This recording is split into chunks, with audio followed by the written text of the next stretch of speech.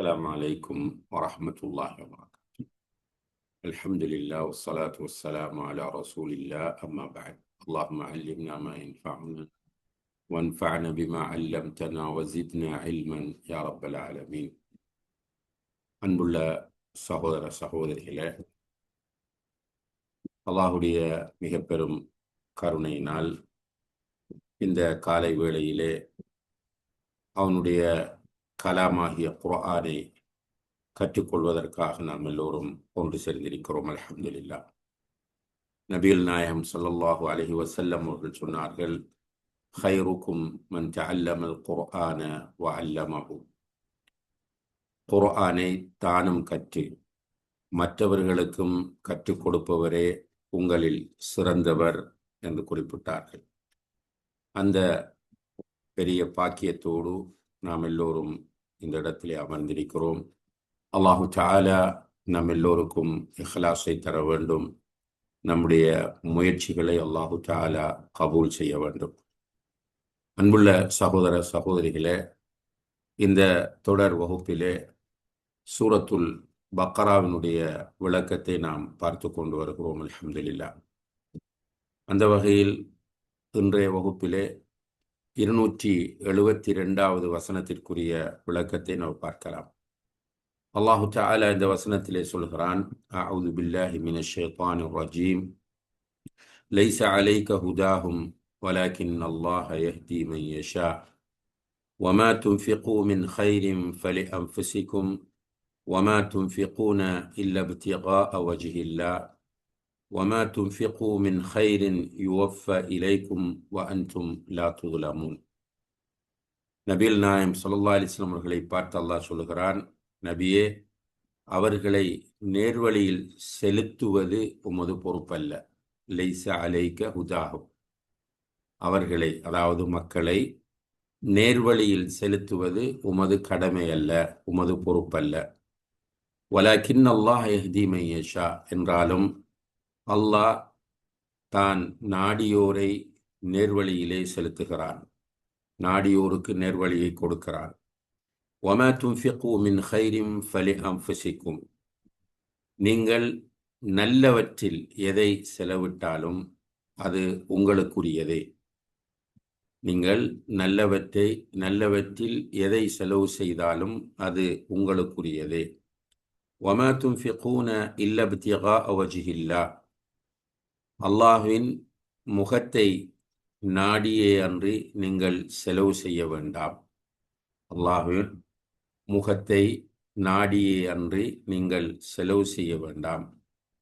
வமா துன்ஃபிகூ மின் கைரின் யுவஃபா இலைக்கும்.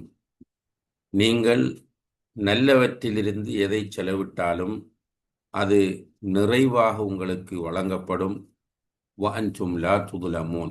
நீங்கள் அநியாயம் இழைக்கப்பட மாட்டீர்கள் என்று அல்லாஹு தஆலா இந்த வசனத்திலே சொல்கிறார். உண்மையிலேயே மிக அற்புதமான பல முக்கியமான அம்சங்களை உள்ளடக்கிய ஒரு வசனமாக இது காணப்படுகிறது.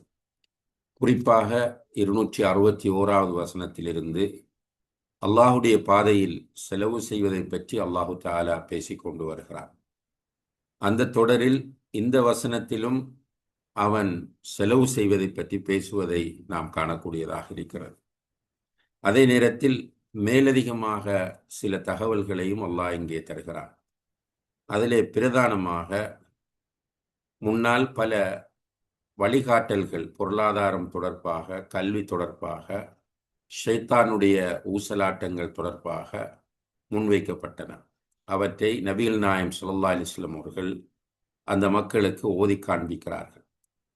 இந்த நேரத்தில் அல்லாஹு தஆலா நபியை பார்த்து சொல்லுகிறான், லைஸ அலைக ஹுதாஹும். நபியே, அவர்களை நேர்வழியில் செலுத்துவது உமது கடமை அல்ல.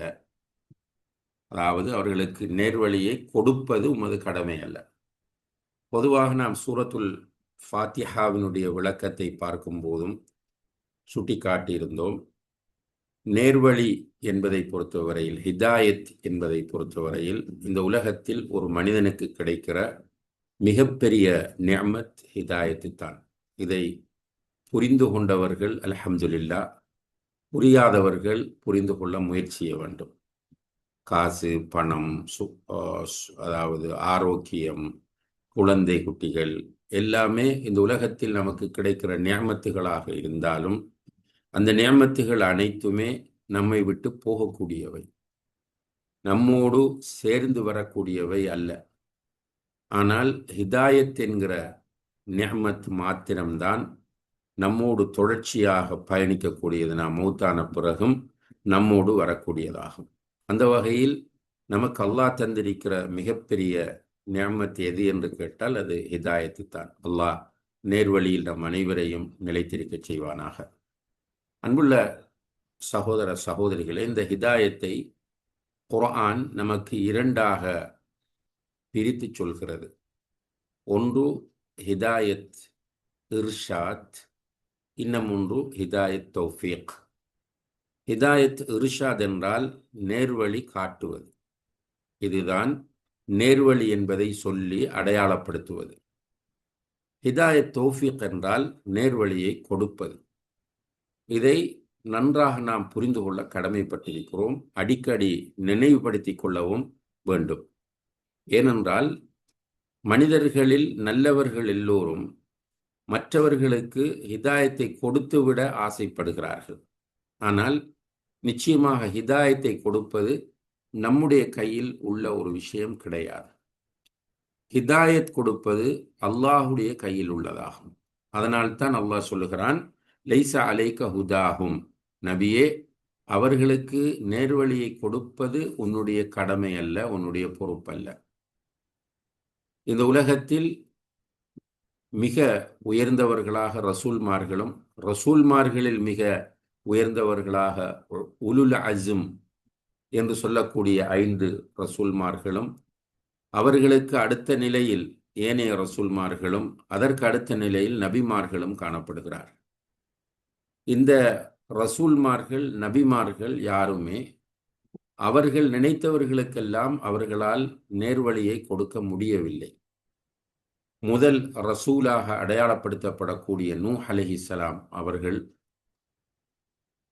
950 வருடங்கள் இந்த பூமியிலே தஅவா செய்ததாக அல்லாஹு தஆலா சொல்கிறான். அப்படி இந்த பூமியிலே 950 வருடங்கள் வாழ்ந்த அவர்களால் அவர்களுடைய மனைவிக்கு ஹிதாயத்தை கொடுக்க முடியவில்லை. அவர்கள் பெற்ற அவர்களுடைய அன்பு மகனுக்கு ஹிதாயத்தை கொடுக்க அவர்களால் முடியவில்லை.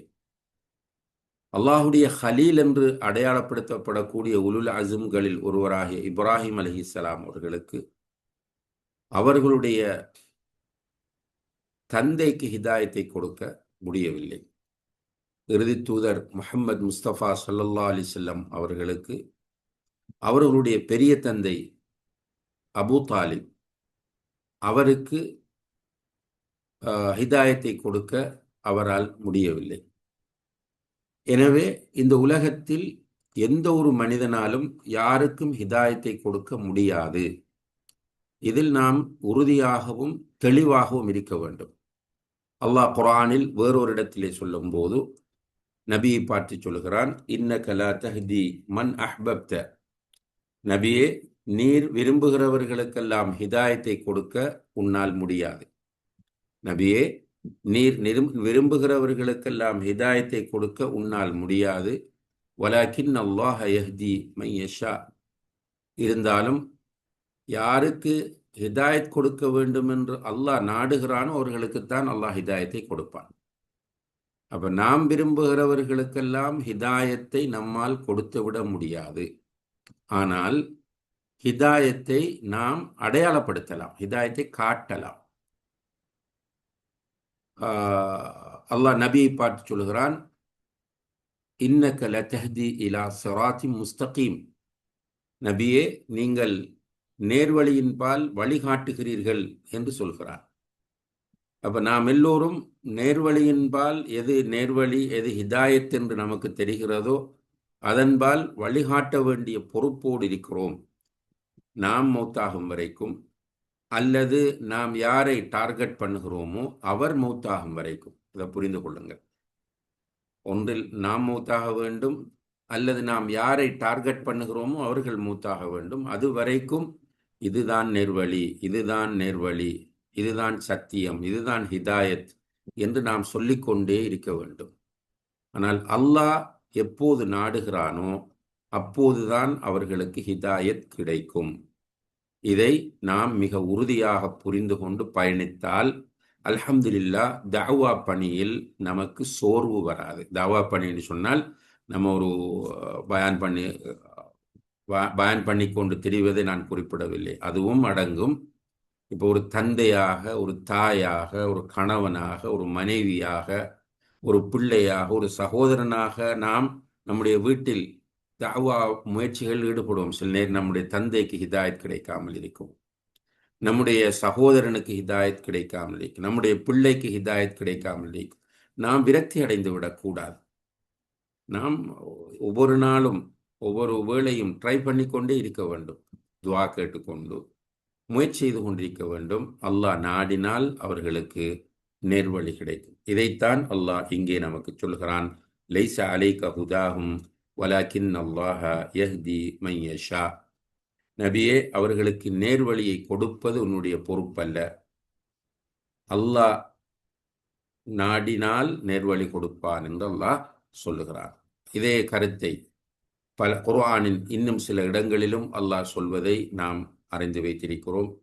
லஸ்த அலைஹிம் பி முசைத்திர், நீர் அவர்களை நிர்பந்திப்பவர் அல்ல. லைஸ அலை வமா அலைக இல்லல் பலாகுல் முபீன், நபியே, தெளிவாக எத்தி வைப்பதை தவிர வேறொன்றும் உன்மீது பொறுப்பு சாட்டப்படவில்லை என்றெல்லாம் அல்லாஹ் இந்த செய்தியைத்தான் திரும்ப திரும்ப சொல்லுகிறான் என்பதை நாம் புரிந்து கொள்ள வேண்டும். அடுத்ததாக அல்லாஹ் இங்கே இன்னும் ஒரு நல்ல செய்தியை சொல்கிறான். நன்மாராயம், வமா துன்ஃபிகு மின் கைரின் ஃபலி அன்ஃபுசிக்கும், நீங்கள்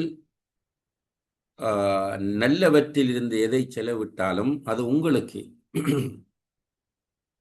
அதாவது நாம் செலவு செய்யக்கூடியவைகளை அல்லாஹ் நமக்காக சேமித்து வைக்கிறான். இதை அல்லாஹ் இங்கே நமக்கு சொல்லி காட்டுகிறான். நீங்கள் நல்லவற்றில் எதை செலவு செய்தால் அது உங்களுக்குத்தான். ஒரு ஹதீஸ்ல நாம் பார்க்கிறோம், ஒரு அடியான் நாளை மறுமையிலே அவன் செய்த தர்மம் அவனுக்கு நிழல் கொடுக்கும் என்று நபி ஸல்லல்லாஹு அலைஹி வஸல்லம் அவர்கள் சொல்கிறார்கள். அப்போ நாம் தேடக்கூடியவை, நாம் கொடுக்கக்கூடியவை, நாம் செய்யக்கூடிய செலவுகள் நிச்சயமாக நமக்குத்தான். ஒன்றில் இந்த உலகத்தில் அதனால் நமக்கு இரட்டிப்பான பலன் கிடைக்கும். ₹1 செலவு செய்தால் 700ஆக, அது 7000ஆக, 7 லட்சமாக, 7 மில்லியனாக, 7 பில்லியனாக, 7 ட்ரில்லியனாக அல்லாஹ் எப்படியெல்லாம் நாடுகிறானோ அப்படி அதை இந்த உலகத்தில் பன்மடங்காக்கி தருவான். அதே நேரத்தில் நாம் செலவு செய்யக்கூடியவற்றை மறுமைக்காக அல்லாஹ் நமக்கு சேமித்து அங்கு அதற்குரிய பலனை அல்லாஹு தஆலா தருவான். இதை அல்லாஹு தஆலா இங்கே சொல்கிறான். வமா துன்ஃபிகு மின் கைரின் ஃபலி அன்ஃபுசிக்கும், நீங்கள் நல்லவற்றிலிருந்து எதை செலவு செய்தாலும் அது உங்களுக்கு. அதே நேரத்தில் மின் கைரின், நல்லவற்றிலிருந்து என்று அல்லாஹ் சொல்வதிலிருந்து நாம் ஹலாலானவற்றிலிருந்து தான் செலவு செய்ய வேண்டும் என்பதை அல்லாஹ் சொல்கிறார். ஹலாலானவற்றிலிருந்து தான் செலவு செய்ய, ஹராமானவற்றிலிருந்து செலவு செய்தால் அது நம்மிடமிருந்து ஏற்றுக்கொள்ளப்பட மாட்டாது. நமக்கு அதனால் நன்மை கிடைக்காது. மாறாக அது நமக்கு எதிராகவும் நமக்கு பாவமாகவுமே அமையும் என்பதையும் இங்கே நாம் கவனத்தில் கொள்ள கடமைப்பட்டிருக்கிறோம். அடுத்ததாக அல்லாஹ் இன்னும் ஒரு செய்தி சொல்கிறான். வமா துன்ஃபிகூன இல்ல இப்திகா வஜ்ஹில்லாஹ், அல்லாஹுடைய முகத்தை நாடியே அன்றி நீங்கள் செலவு செய்வதில்லை அல்லது செலவு செய்ய வேண்டாம். இரண்டு மாதிரியும் சொல்லலாம். செலவு செய்வதில்லை என்றும் சொல்லலாம், செலவு செய்ய வேண்டாம் என்றும் சொல்லலாம். செலவு செய்வதில்லை என்றால் தஃப்சீர் ஆசிரியர்கள் சொல்லுகிறார்கள், சஹாபாக்கள் அல்லாஹுடைய திருப்தியை நாடித்தான் செலவு செய்வார்கள், அல்லாஹுக்காகத்தான் செலவு செய்வார்கள் என்கிற செய்தியாக அல்லாஹ் சொல்கிறான். அல்லது செலவு செய்ய வேண்டாம் என்றால் நமக்கு அல்லாஹ் கட்டளை இடுகிறான், நீ உன்னுடைய பொருளாதாரத்தை செலவு செய்யும் போது அல்லாஹுக்காக என்ற இஹ்லாஸோடு செலவு செய். அன்புள்ள சகோதர சகோதரிகளே, 2 கருத்துக்களும் இஹ்லாஸை வலியுறுத்துகின்றன. இப்ப நாம் செய்யக்கூடிய எல்லா அமல்களிலும் இஹ்லாஸ் பிரதானமானது. அதாவது நாம் இந்த உலகத்தை பற்றிய சரியான புரிதல் உள்ளவர்கள், சக மனிதர்களை பற்றிய சரியான புரிதல் உள்ளவர்கள்.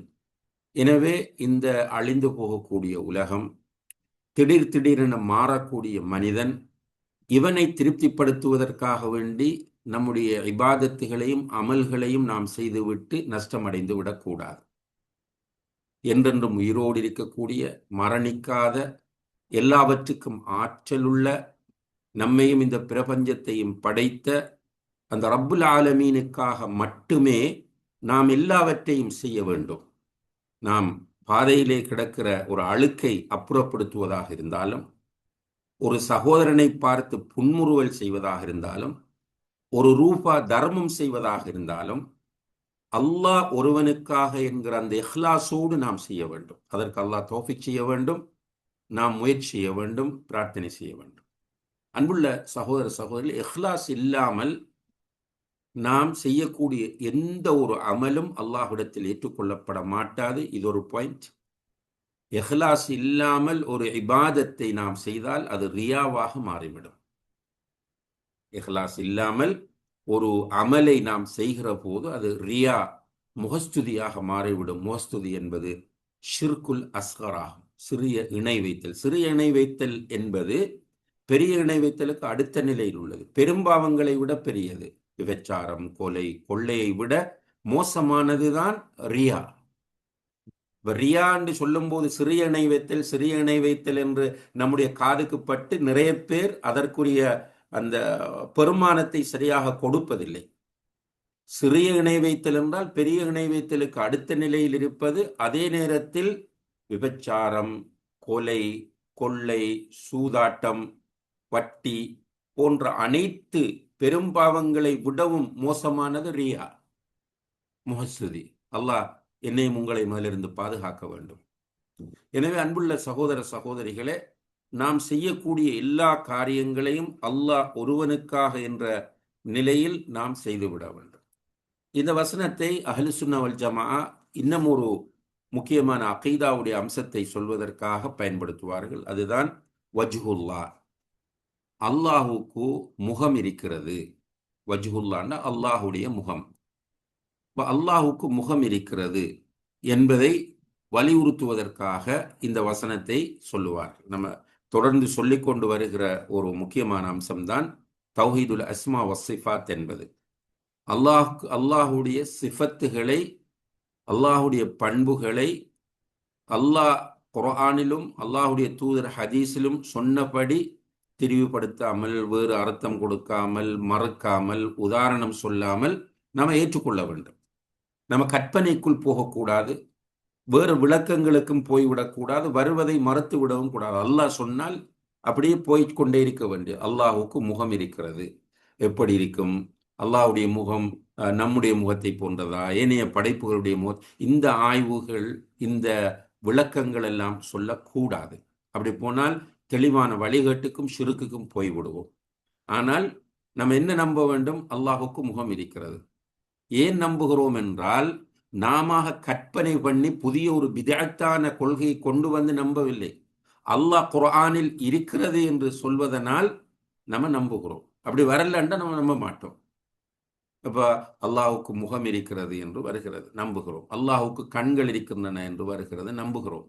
ஆனால் நம்ம ஒரு காலமும் அல்லாஹுக்கு வாய் இருக்கிறது என்று சொல்வதில்லை. அல்லாஹ் பேசுகிறான் என்று வருகிறது, அதற்காக அல்லாஹுக்கு வாய் இருக்கிறது என்று சொல்வதில்லை.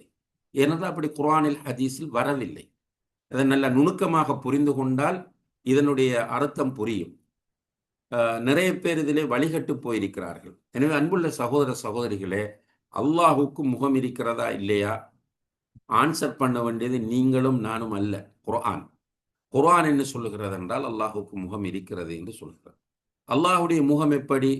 இந்த கேள்வி கேட்கக்கூடாது. ஏனென்றால் அல்லாஹ் குர்ஆனில் சொல்கிறான், லைஸ கமிஸ்லிஹி ஷை, அல்லாஹ்வை போன்று ஒன்றும் இல்லை. வலம் யகுல் லஹு குஃபுவன் அஹத், அல்லாஹ்வை போன்று எதுவும் கிடையாது, அல்லாஹுக்கு நிகராக எதுவும் கிடையாது.